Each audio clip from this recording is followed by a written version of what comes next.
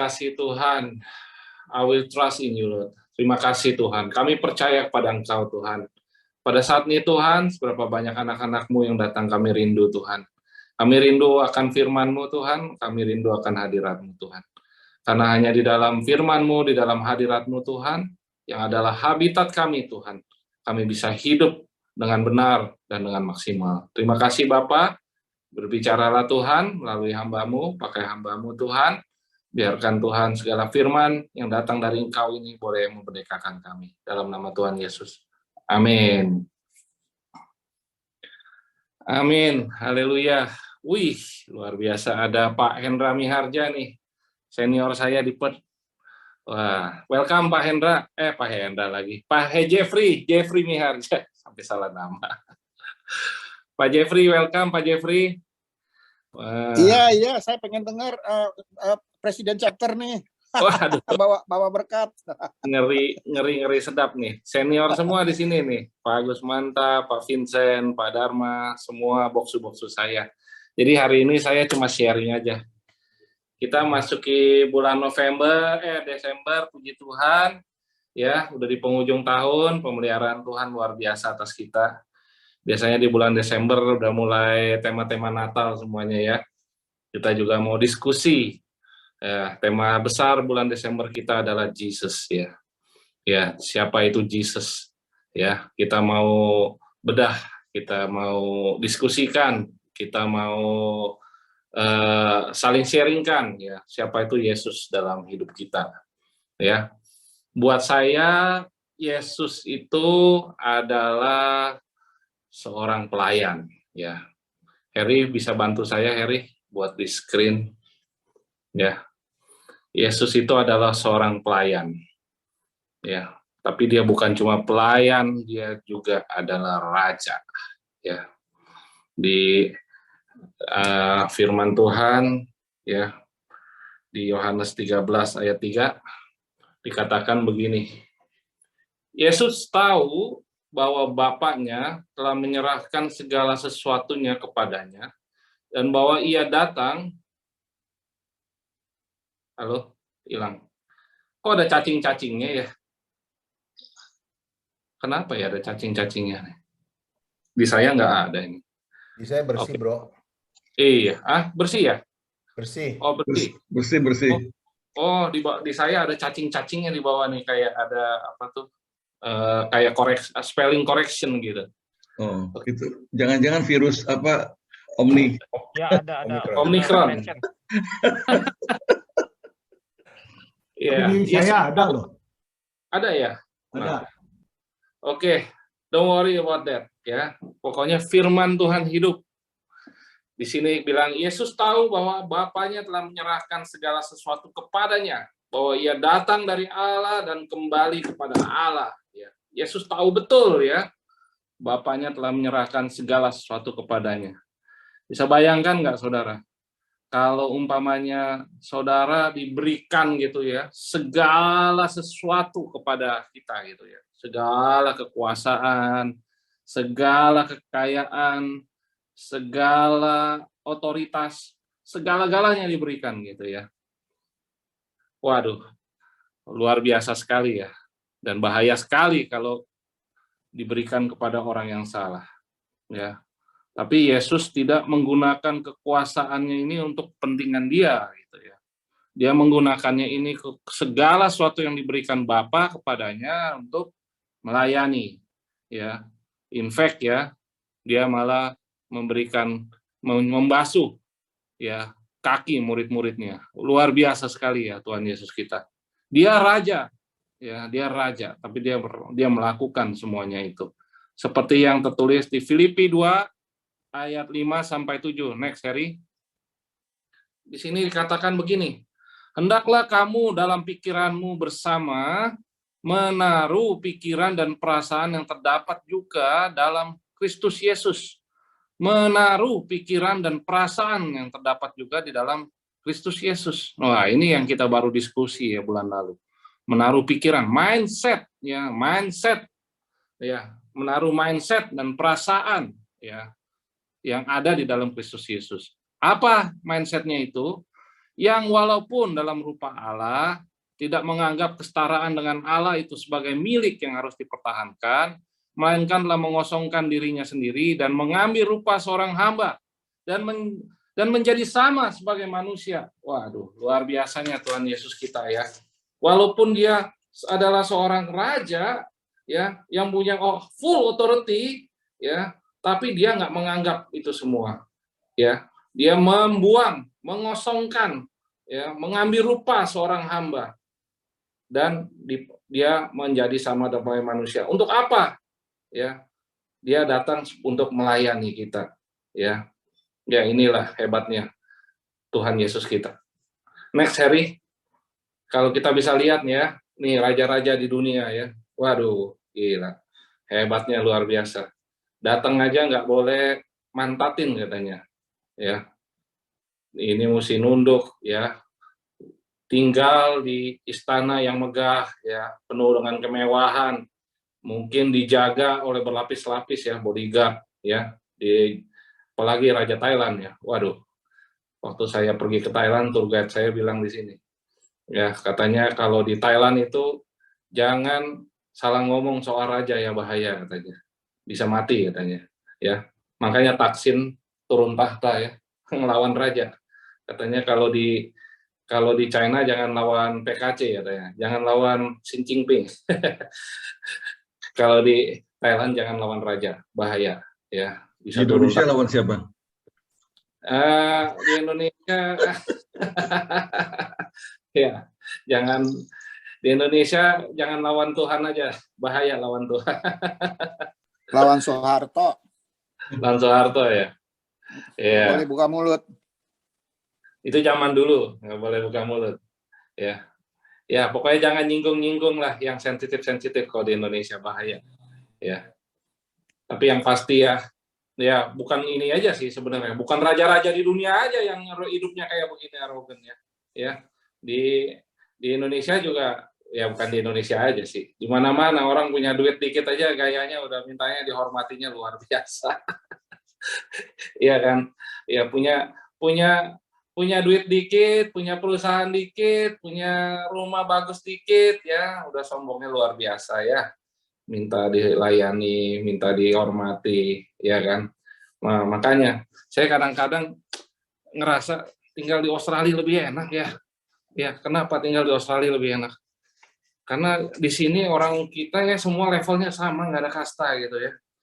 Mau orang kaya kayak mau orang miskin, walaupun tetap ada, tapi nggak terlalu nyolok kayak di Indonesia gitu. Kalau di Indonesia tuh kayaknya perbedaannya terlalu mencolok ya, dari status sosial, ekonomi semuanya. Kalau di sini ya kebesut aja, ke hotel mewah aja, sini aja orang-orang pakai baju biasa-biasa aja.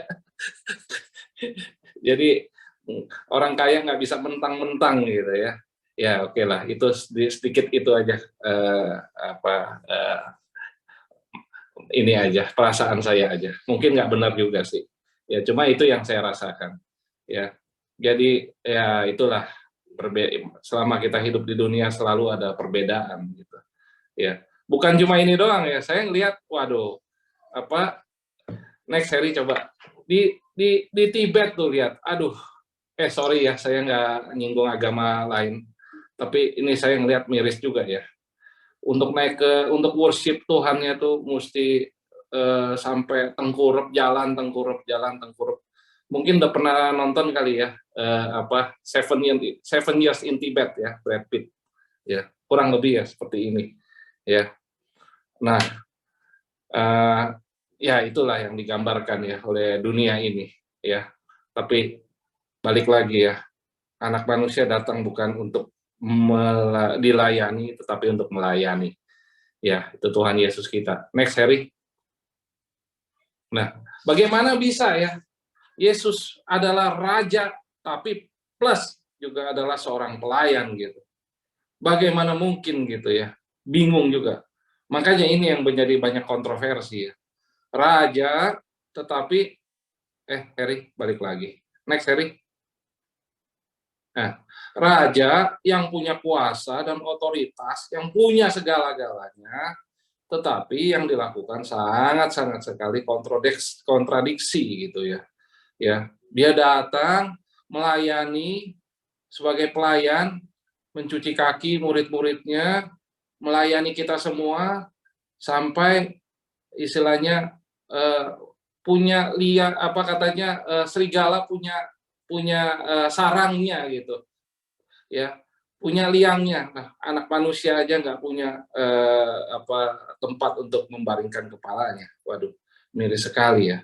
Ya, next Harry, next. Nah, di sini seringkali digambarkan ya, Tuhan Yesus itu adalah the Lion of Judah, tapi padahal yang sama dia adalah Lamb of God. Ya, Jesus is the Lion of Judah, singa Yehuda, tapi persamaan digambarkan sebagai anak domba Allah gitu.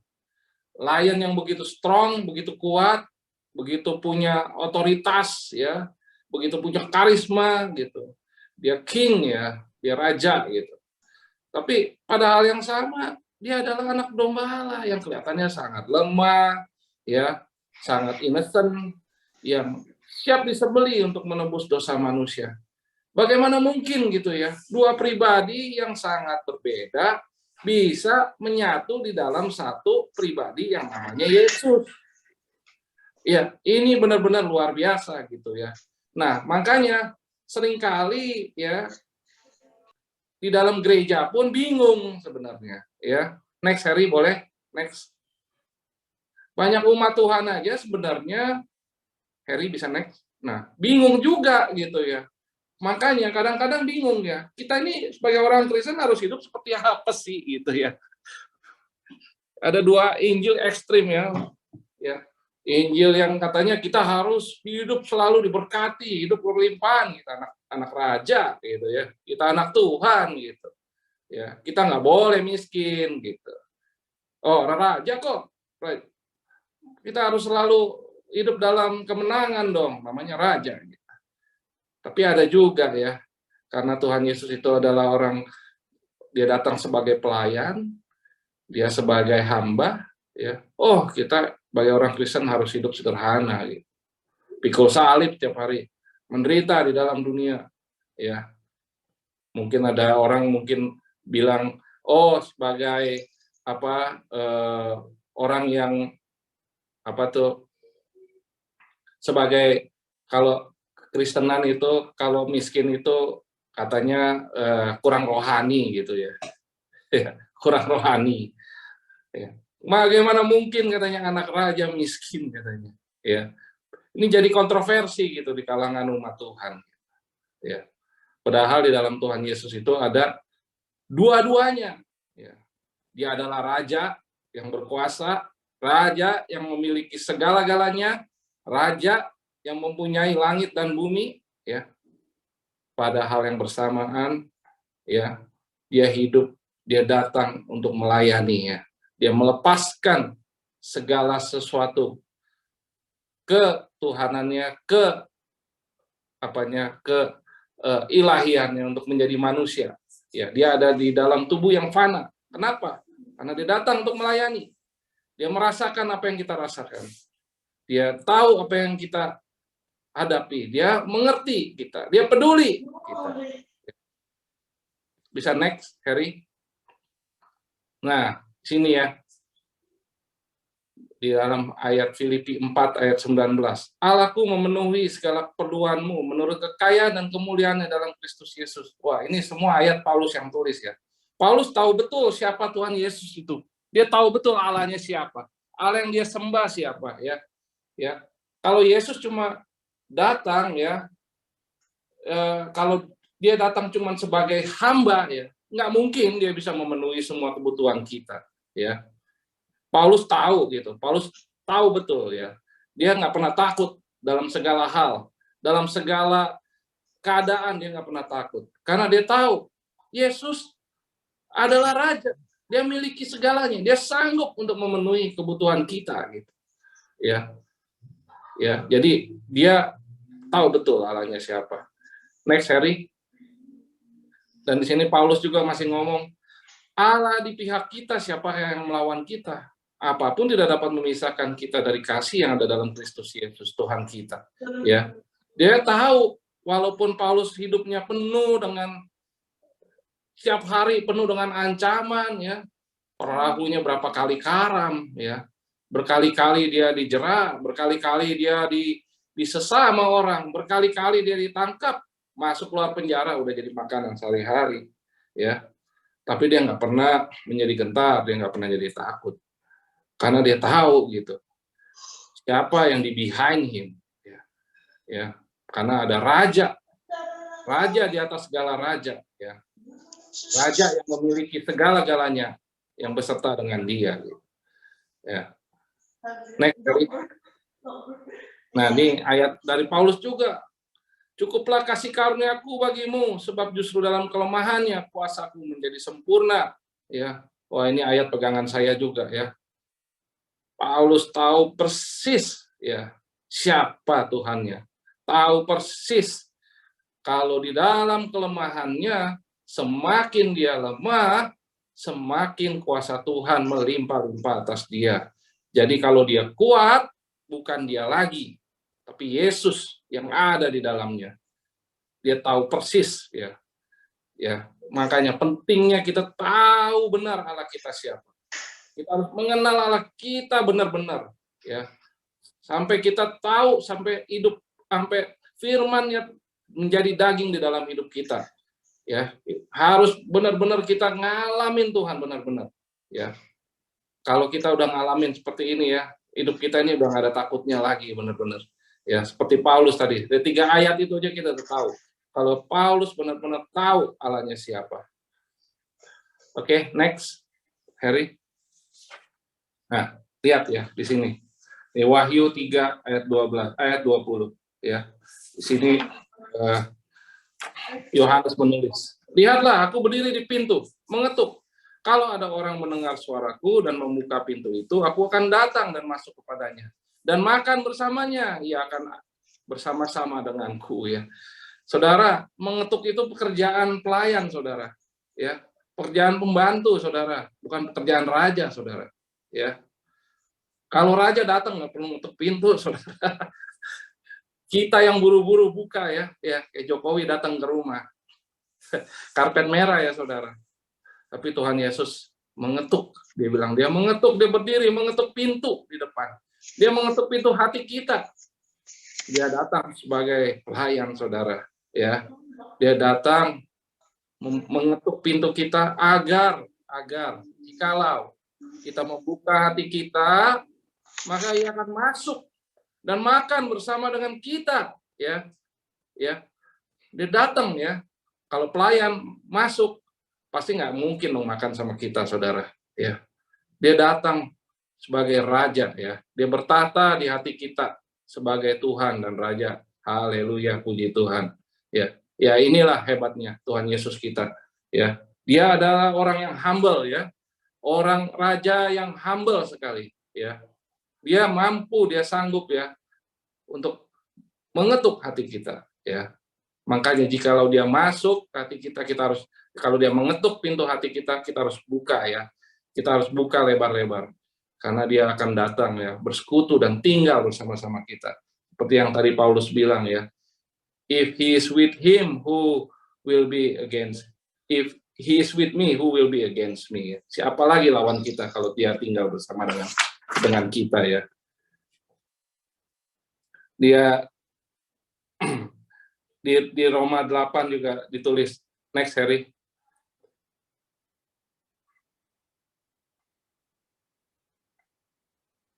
Nah, di Roma 8 ditulis, di Roma 8 lagi. Jadi error hari ini. Di Yohanes 1 ayat 29 dibilang ini, Yohanes Pembaptis berkata, lihatlah anak domba Allah yang menghapus dosa manusia, ya. Di sini dibilang Tuhan Yesus datang sebagai anak domba Allah yang menghapus dosa manusia, ya. Tugas menghapus, tugas membersihkan, tugas mencuci itu tugas pelayan, saudara, ya. Tuhan Yesus datang ke dunia ini, ya, untuk menghapus dosa-dosa kita, ya. Dia melayani kita, ya. Dia nggak pernah jijik tuh lihat dosa-dosa kita, ya. Ya dia nggak pernah geli ya melihat dosa-dosa kita ya. Mungkin kalau kita bisa dikasih lihat ya dosa-dosa kita, kita sendiri mungkin bisa geli ya. Kita sendiri mungkin bisa jijik ya. Tapi dia adalah pelayan, saudara. Dia datang ditugaskan untuk membersihkan, untuk membasuh ya, sehingga dikatanya di Yesaya 1 ayat 18, sekalipun dosamu seperti merah, seperti kermisi ya, akan dicuci, akan dibasuh ya, menjadi putih seperti salju ya. Luar biasa ya Tuhan Yesus kita ya. Dia mau, saudara ya. Dia mau ya. Karena He is the servant king ya. Dia Allah yang mampu ya, yang mau, bukan hanya mampu karena dia adalah raja, tapi dia mau karena dia adalah pelayan. Mampu karena dia adalah king, dan mau karena dia adalah servant. Dia mau mendatang untuk menghilangkan setiap noda-noda. Seberapa hancurnya hidup kita ya, dia sanggup untuk merubahnya. Makanya Paulus selalu bilang ya, barang siapa hidup di dalam Kristus, dia adalah ciptaan baru. Yang lama sudah berlalu, saudara. Ya. Kita di FGB Men semua adalah orang-orang yang telah ditebus oleh Tuhan. Ya, kita semua adalah ciptaan-ciptaan Dia yang baru. Ya. Next, Harry. Ya. Ini ayat terakhir saya di ayat Yohanes 1 ayat 12. Tetapi semua orang yang menerima diberi kuasa untuk menjadi anak-anak Allah, yaitu mereka yang percaya dalam namanya. Ya. Yesus adalah seorang raja ya, tapi dalam rupa hamba ya. Yesus adalah seorang hamba tapi mempunyai ya karakter, mempunyai otoritas sebagai seorang raja. Jadi Yesus adalah raja tapi mempunyai rupa, mempunyai hati seorang hamba. Yesus adalah hamba tapi mempunyai otoritas dan karakter seorang raja. Oleh sebab itu ya, semua orang, semua anak-anaknya yang menerimanya diberi kuasa ya untuk menjadi anak-anak Allah. Oke, karena dia adalah raja. Di dalam Matius 14 di sini dikatakan ya, Yesus melayani, memberi makan 5.000 orang ya. 5.000 orang ya. Di sini saya kadang-kadang merenung ya, saudara ya. Yesus masih peduli ya sama murid, sama orang-orang ya. Padahal saat itu di dalam ketidakpunyaan ya, cuma punya 5 roti 2 ikan gitu ya. Tuhan Yesus peduli ya, masih mau memberi makan. Karena dia tahu ya, saudara ya, dia itu seorang raja ya. Dia sanggup ya. Makanya ya, di sini dia mau, Tuhan Yesus mengajarkan sama murid-muridnya, mau kasih lihat ya, dalam melayani, dalam memberikan memberikan pelayanan kepada orang-orang ya, itu mesti mempunyai mental seorang raja ya, bukan mental seorang pelayan, saudara. Kalau seorang pelayan itu hitung-hitungan ya, cuma punya 5 roti 2 ikan, gimana bayarnya gitu. Sama juga di full gospel ya, kadang-kadang ya saudara ya, kita sebagai manusia kadang-kadang juga pelayanan nih, hitung-hitungan ya, mikir dulu ya, waduh ini berapa duit nih, habis berapa duit nih, itu. Apalagi ya tahu aja ya kalau di full gospel ya, ya presiden chapter ya, selalu mungkin ya orang yang paling harus bertanggung jawab ya untuk ya melayani dalam bentuk finance, dalam segalanya gitu. Hitung-hitungan, semua hitung-hitungan ya, semua pasti ujung-ujungnya, wah ini habis berapa ini. Bukan cuma presiden chapter, semuanya ya yang melayani, termasuk core team juga pasti hitung-hitungan ya. Nah, tapi inilah kalau mental seorang pelayan. Tapi kalau mental seorang raja, berpikirnya bukannya uang, berpikirnya adalah jiwa. Tuhan Yesus selalu orientasinya jiwa, orientasinya berapa banyak jiwa yang bisa dimenangkan ya. Karena mindset itu harus berubah, saudara ya. Mindset kita harus mindset raja. Mindset kita adalah harus mindset bukan kacung ya saudara ya, bukan pelayan ya, bukan hamba. Hati kita harus punya hati seorang hamba ya. Hati kita harus humble saudara ya. Tapi mindset kita harus berpikir sebagai seorang raja. Ya, makanya seringkali saya joke sama teman-teman, sering diskusi juga ya. Kita mungkin bukan konglomerat gitu ya.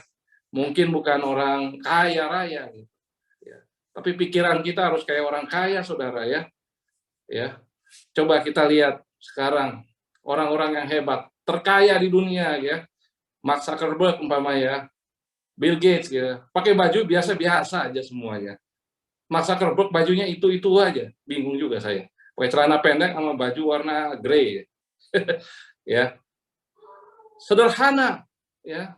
Nggak banyak pelente gitu ya. Warren Buffett juga cuma punya mobil satu ya. Ya. Rumah juga sederhana ya. Kenapa? Karena sudah punya segala-galanya. Ya. Nothing to impress ya. Nggak ada lagi yang perlu diimpress ya. Tapi pikiran mereka selalu berbeda. Makanya mereka no wonder tambah kaya, dan tambah kaya. Kenapa? Karena mereka berpikirnya lain, ya.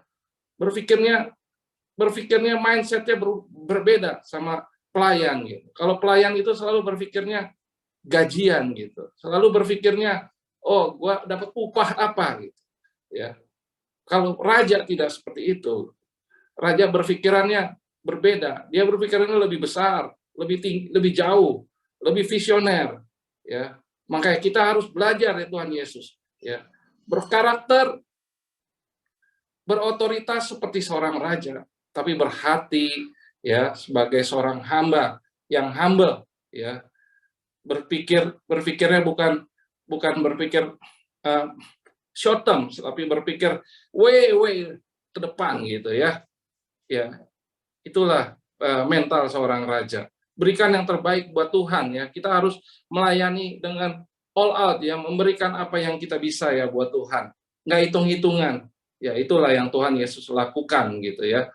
Karena semua kekuatan, semua kekayaan, semua knowledge, semua yang Tuhan berikan adalah untuk melayani ya.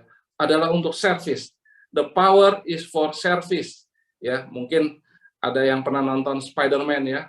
Spider-Man ya, Uncle Ben pernah ngomong ya. Uncle Ben pernah ngomong sama Parker, si sang Spider-Man katanya.